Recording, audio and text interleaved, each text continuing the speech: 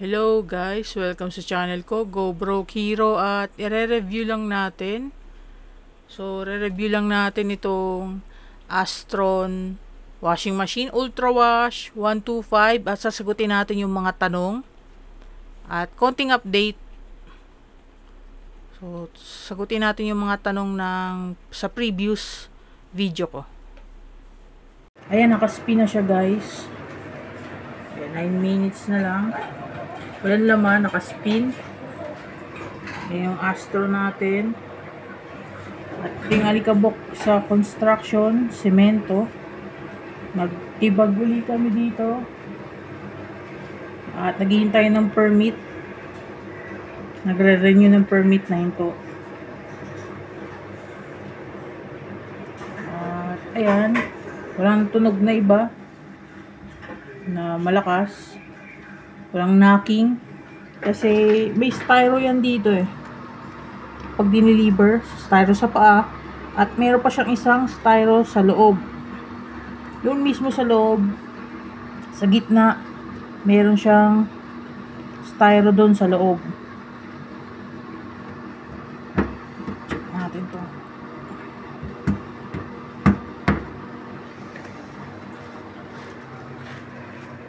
So, ganun yung guys. Yan yung tunog niya. Umuulan ngayon. Yung aso ko lang yung maingay. Yan, may iyak-iyak kasi gusto lapitan ko. At ayun, tumutunog yung lumalagutok lang yung kainan. Stainless bowl.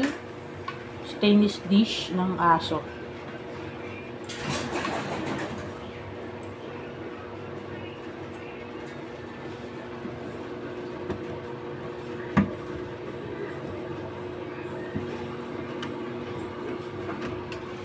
So, dito to nililinisan guys. Yan, marami.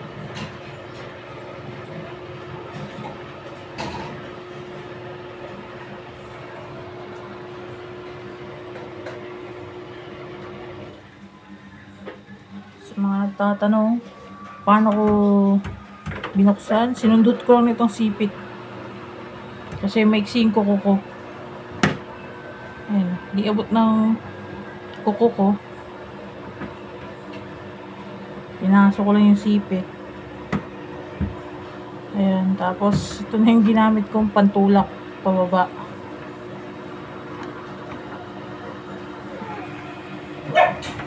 So, dyan nyo yan lilinisan. Sa mga nagtatanong dito. So, ayun yung update niya. Wala pa siyang naging problema o error. Nagka-error lang siya ng isang beses. Pinatay yung gripo doon. Pinatay yung gripo doon. Yung isa sa lababo ito. Kasi ano to eh, dirty kitchen. Dirty kitchen tong area na to.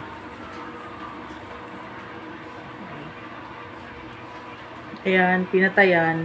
Nag-error dito kasi walang tubig. Yun lang yung error na nangyari. Simula nung binili ko tong washing machine na to. At ayun yung manual para sa mga basahan, ihian ng aso. Yung mga kailangan lubog na lubog sa tubig. Kasi itong ganitong washing machine, tipid sa tubig. Tipid siya sa tubig. Konti lang ilalagay niya. So yung mga gano'n na nalulunod sa ihi ng aso, saka yung mop head na yon, hindi ko pwede ilagay dito. Doon lang sila pwede yung mga sobrang madumi. Kaya yung unan, pag lalaban ng gusto nyo laban yung unan nyo, pwede naman dito, pero mas gusto ko doon yung babad na babad sa tubig.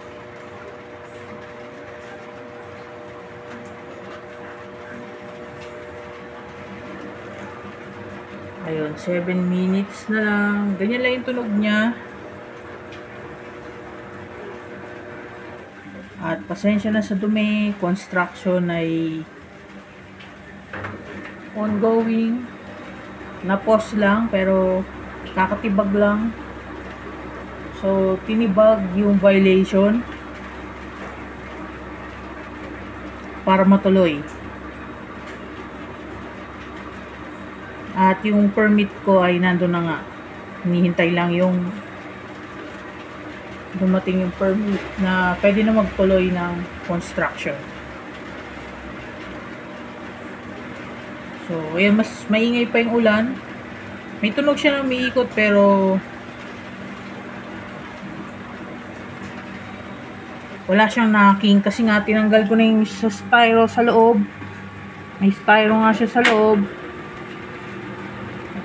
At meron pa siyang dito, yung sa paa ng styro. Tapos yung 4 na bolt sa likod.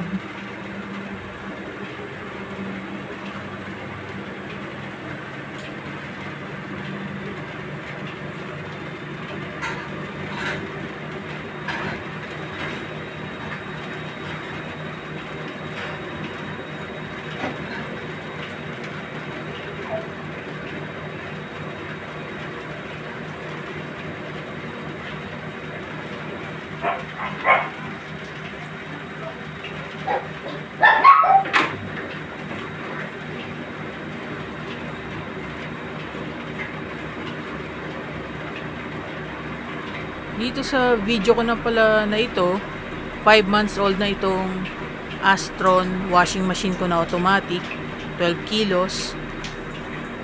5 months na siya. Binili to binili ko to noong February 2025 at sa video na to July 2025 na.